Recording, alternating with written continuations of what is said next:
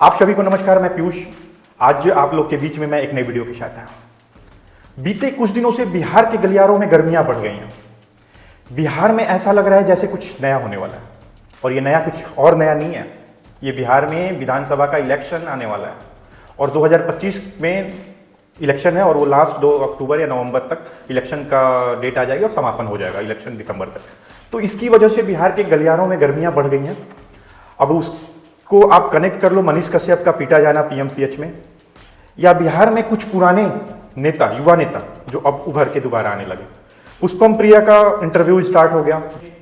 2 election होने के बाद, जैसे 5 स्टेट में इलेक्शन था, 2 स्टेट के कंप्लीट होने के बाद उनका अनाउंसमेंट होता है कि मैं इलेक्शन लड़ूंगा। वो पुष्पम प्रिया बीच में गायब हो गई थी और फिर से आ गई।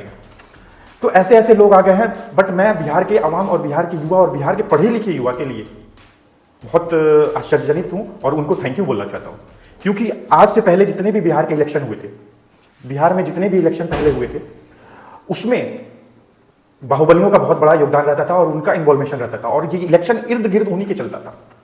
बट 2025 का इलेक्शन काफी चेंज है।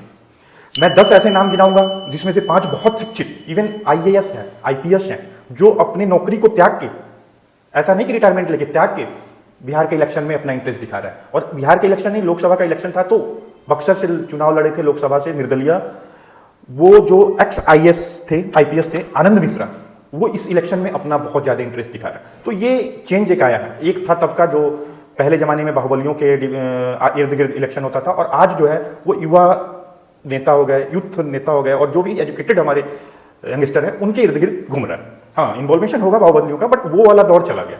तो अब मैं स्टार्ट करता हूं कि बिहार के इलेक्शन में अभी क्या चल रहा है। हाँ, एक इनसाइड सर्वे आया है जिसमें यह दिखाया जा रहा है कि आज भी बिहार की जो महिलाएं हैं वो एनडीए पे भरोसा कर रही हैं, लेकिन वहीं यूथ कुछ 50% यूथ और 40% लगभग 24 वर्ष से ऊपर के लोग और 50 के बीच में रेंज, वो अभी आरजेडी को सपोर्ट कर रहे हैं और आरजेडी की तरफ झुकाव ज्यादा है। तो अभी जो आप तराजू पे रखोगे तो दोनों तराजू के पलड़े बराबर है। लेकिन ये तीसरा जो मोर्चा बन रहा है, प्रशांत किशोर, पुराने राजनीतिज्ञ, जो अब अपना इंटरेस्ट इस बिहार के इलेक्शन में दिखा रहा है, उससे ये जो तराजू है ना कहीं अनबैलेंस लग रही है। उसके साथ आनंद मिश्रा, जो उनके पार्टी को तो ज्वाइन ऑफिशियली नहीं किए थे, मतलब पार्टी को नहीं किए थे, पहले जो उनका एक एनजीओ कह लो जो था उसमें इंटरेस्ट दिखाए थे, बट अभी वो उस पार्टी से दरकिनार हो रहा है। तो कहीं ना कहीं कयास ये लगाई जा रही है कि आनंद मिश्रा जो एक्स आईएएस आईपीएस है वो भी अपनी पार्टी बनाएंगे। तीसरा, बीते कुछ दिनों मनीष कश्यप का पीटा जाना पीएमसीएच में, मैंने पहले भी बोला था और आज भी बोल रहा हूं, कहीं ना कहीं ये राजनीति बिहार के इलेक्शन से इसकी कनेक्टिविटी बन रही होगी। और बिहार के इलेक्शन में भाजपा बहुत शांति से उनके इस नखड़े को देखा, नखड़े भी मैं बोल सकता हूं, या अगर ये प्रोपोगेंडा इनका होगा तो नखड़ा ही होगा, अदरवाइज फैक्ट हुआ है तो हो सकता है चीजें। इनका इन्वॉल्वेशन भी ऐसा ही कुछ लग रहा है। प्रशांत किशोर इनमें से सबसे मैच्योर और दिग्गज नेता हैं। उन पे बड़े बड़े नेताओं ने भरोसा किया और अपने भरोसा को बखूबी निभाया और जिम्मेदारियों को समझते हुए उनको जीत हासिल करे। प्रशांत किशोर के सामने जितने भी यूथ हैं, आप तो बात कर लो चिराग पासवान, तेजस्वी के भाई जो तेज प्रताप हैं, ये लोग उनके सामने नहीं टिकने वाले। हाँ, इवन ठीक है, इनकी पार्टी है, इनके बैकग्राउंड अच्छे हैं, ये लालू के बेटे हैं, तो ठीक है। अदरवाइज इंडिपेंडेंट अगर बात करें, इवन डिबेट की बात करें, नॉलेज की बात करें, स्ट्रेटेजी की बात करें, और इटसेल्फ एक लाइमलाइट बनाना, तो प्रशांत किशोर इनमें बहुत बड़े हैं और दिग्गज हैं और बहुत एक्सपीरियंस्ड हैं। तो प्रशांत किशोर ने अपनी पार्टी को बहुत कम टाइम में बहुत मैच्योर लेवल पे पहुंचा दिया। लेकिन ये बात अब लोगों को हजम नहीं आ रही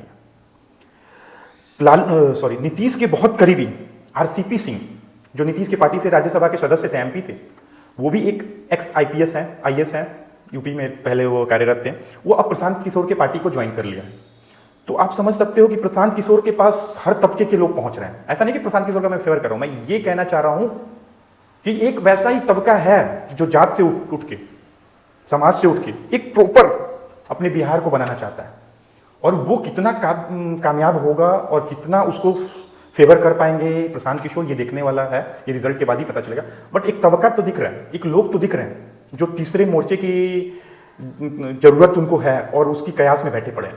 तो बहुत बड़े लेवल पे यूथ और एजुकेटेड लोग प्रशांत किशोर के साथ जुड़ रहे हैं। अब ये पुष्पम प्रिया का आना कुछ नहीं समझ आता।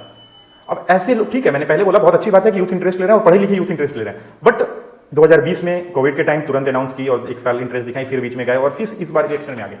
तो ऐसे लोग से थोड़ा बचने की जरूरत है। आएंगे, किसी पार्टी को ज्वाइन करेंगे, मतलब पार्टी तो इनकी खुद की है, बट किसी के साथ गठबंधन करेंगे और 2-4 सीट लेके फिर एटीट्यूड में आ जाएंगे। फिर चिराग पासवान वाला हाल होगा। चिराग पासवान की समर्थन और उनके लोग कह रहे हैं कि चिराग पासवान मुख्यमंत्री बनेंगे। अब वही वाली बात होगी कि जिसको एक बीघे की जमीन नहीं है वो कहता है कि मैं बहुत अच्छा ट्रैक्टर खरीदूंगा, मैं ये करूंगा वो करूंगा और खेती करूंगा। तो वही वाली बात है, आपके पास ना एक लोकसभा की 5 सीट है, वो भी सबको पता है किसकी कृपा है, लेकिन विधानसभा में 1 सीट नहीं। मुख्यमंत्री बन रहे हो 2025 में आपने नीतीश कुमार को बहुत बड़ा झटका दिया था, जहां से वो इलेक्शन लड़ते थे, उनकी पार्टी लड़ती थी, वहां आप इलेक्शन में अपने कैंडिडेट को खड़ा किया। तो शायद नीतीश कुमार तो इस चीज़ को भूले नहीं होंगे। वो बहुत मैच्योर नेता है, बदला तो वो लेते ही हैं, वो या लालू हो या भाजपा है या जो भी है, सबसे वो बदला लेते हैं। तो ये रामविलास पासवान के जाने के बाद चिराग पासवान को सोचना चाहिए।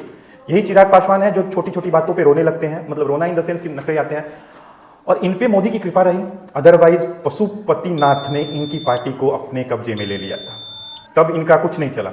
और भाजपा के ऐसे षड्यंत्र से पशुपतिनाथ को अर्श से फर्श पे लाके भाजपा ने छोड़ दी, और तब जाके चिराग पासवान को बनाई भाजपा और चिराग को एक लेवल पे लाके खड़ा कर दी। अदरवाइज चिराग का अपना कुछ अस्तित्व नहीं।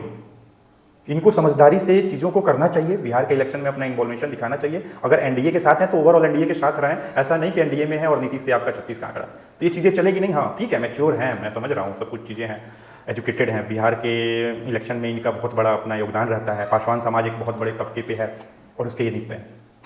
मैं अब छोटी सी बात करूँ, यूथ नेता में नए यूट्यूबर और भाजपा के एक्स कह सकते हैं, अभी भी हैं, मुझे नहीं समझ में आता, उनकी मैच्योरिटी मुझे भी नहीं समझ में आती थी। मनीष कश्यप को पवन सिंह से सीखना चाहिए था। चंपारण का इलेक्शन को बीच में स्किप नहीं करना चाहिए था। अगर स्किप किया तो आज देखो आप किस लेवल पे हो। आपको वही पार्टी ज्वाइन करने वाले मनोज तिवारी का कॉल नहीं आता, आप मीडिया पे बोलते हो।